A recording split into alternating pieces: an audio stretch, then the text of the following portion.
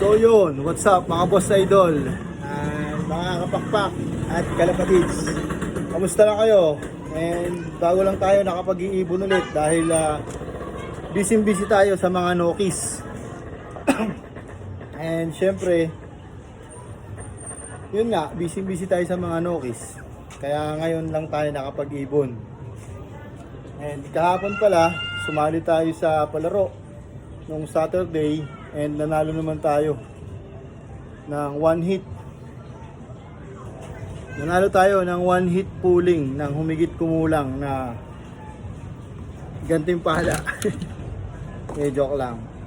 And syempre, yun nga, sumali tayo. And first time natin naglaro ulit ng NDR. Kaya nakakatuwa dahil unang sali pa lang natin nanalo na kaagad tayo ng hindi naman ganong kalakihan. At least nakabuena mano na agad tayo sa North.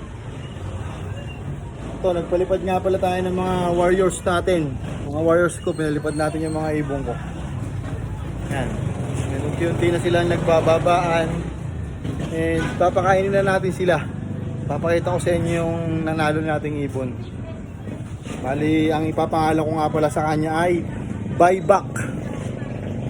And kwento ko mamaya pagtapos natin silang pakainin kung bakit Buyback yung pangalan niya. Papasukin ko muna sila.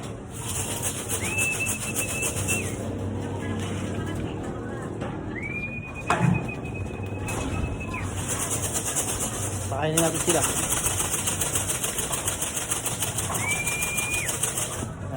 Bababaan na sila at papasok na sila sa kanilang loft.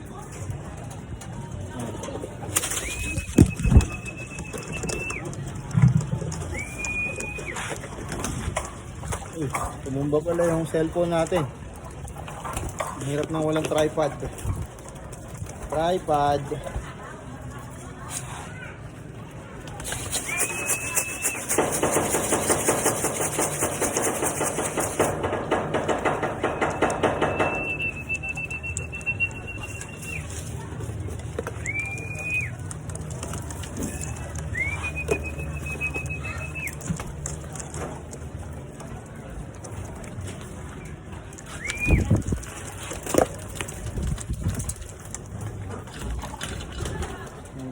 Wait lang mga boss idol, pakainin muna natin yung mga warriors. Balikan ko kayo. Let's go.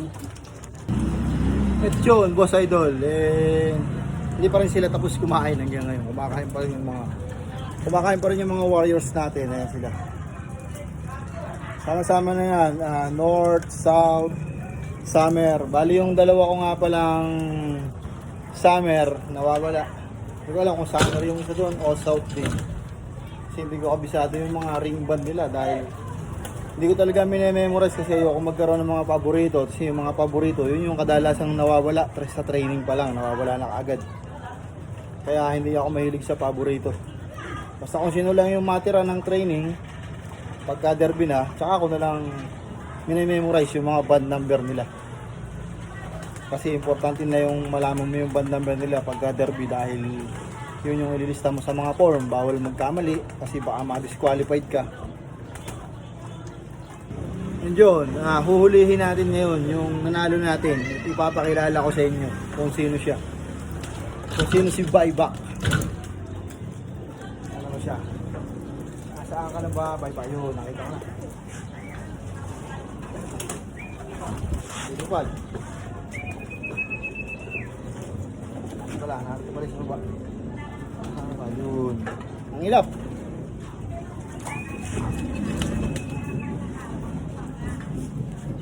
Yan, nakakuha ko na. Nahuli ko na siya. Ito nga pala si Buyback. Bali na-breed ko to noong 2022 yata o 2023. Na-breed ko siya noong 2022 or 2023. Kasi yung ring niya nung ano pa 2024 pa. So ibig sabihin, 2023, 2024, naka San Francisco pa siya na ring band. Palaro ng ARPCI ito dati. Hindi ko naman nailipad kasi nga nag out of the country ako. Lumabas ako ng bansa kaya hindi ko nailipad to. Yan o, ARPCI, SDR. Bali ito, Pinagbenta ko na to dati doon sa nakabili ng mga ibong ko nung bago ako pumunta ng Canada. Binenta ko na to sa kanya. Binenta ko lahat ng ibong ko. Lahat ng ibong ko siya nakabili. So ngayon, tinulang ako sa cock nitong breeding season. Kaya tinanong ko siya kung meron pa siyang cock na available na galing sa akin. So ngayon, parang alam ko binaiba ko sa kanya to o pinalit ko nung pang replacement ko ng Alegre One Loop Race kasi wala naman akong replacement eh. Kaya mabait yung nakabili sa akin, naka-afford sa akin, kaya pumayag siya. Kaya nasa akin na to ngayon. Ito, wala pa tong lipad, wala pa tong training. So ngayon, ano lang to, loop play lang ng loop play dito sa area ko. Nung bago ako pumuntang Canada, kasi nga na-hybrid ko siya for na-hybrid ko siya para pang-karera, panlaban. Hindi naman natuloy yung lipad niya kasi nga umalis ako. Pumunta ako ng Canada. Siyempre, batcher ko dun sa dati kong bahay. Binatcher ko ngayon siya dito sa kabilang bahay ko. Kasi nandun yung loop ko dati, nandun siya batcher sa kabilang bahay ko. Binatcher ko siya dito, tapos niloplay ko lang siya. Tapos, kada training, sinasama ko siya. Ano nga to see you tomorrow nung first training nito, akala ko wala na. Ano pa lang, Montalban lang yata yun. See you tomorrow, kinabukasan agad umuwi.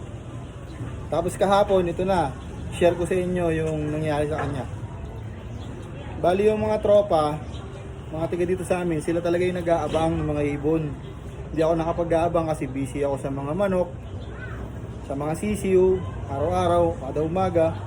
Bago ako makapagpunta sa mga ibon ko, sa mga manok muna, sa mga sisiu, tsaka sa negosyo namin, syempre mas kailangan unahin yun.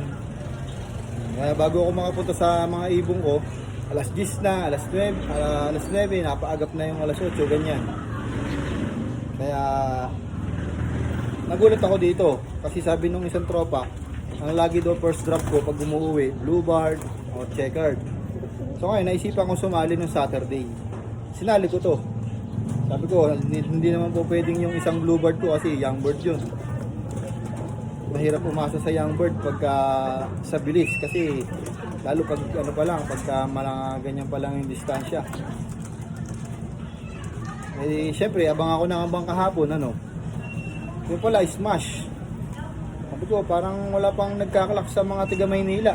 Kasi kung mag-speed yung mga tiga Maynila, 1.2, 1.3, minsan nagwa 1.4 pa. Ang speed ang kahapon, 1,000 plus na lang. Kaya sabi ko, pag may dumating akong ibon, talo na yan kasi malamang marami na nag-clock sa taas. Nung dumating to, na-clock ko pa rin siya. Nung na-clock ko siya, 1,000 na lang yung speed. Tapos, pagtingin ko rin sa clocking, nanguna pa siya. Nagulat ako, siya pa yung nangunguna. May mga speed na mga 2,000. Syempre, naninibago ako dun sa clocking namin sa Merck. Nagbago. Kaya, ayun. Hindi ko alam na ganun pala, na nasa overall pala ako ng 3 laps. Pinunta ko dun sa Gapan lang, yung Gapan release lang. First pa pala to.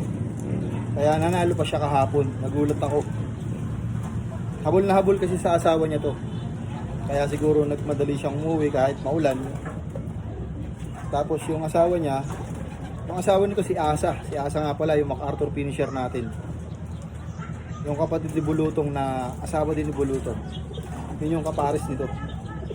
Mukhang mangingitlog kaya habol na habol siya. Old bird na to, old bird din. Pero ang ganda ng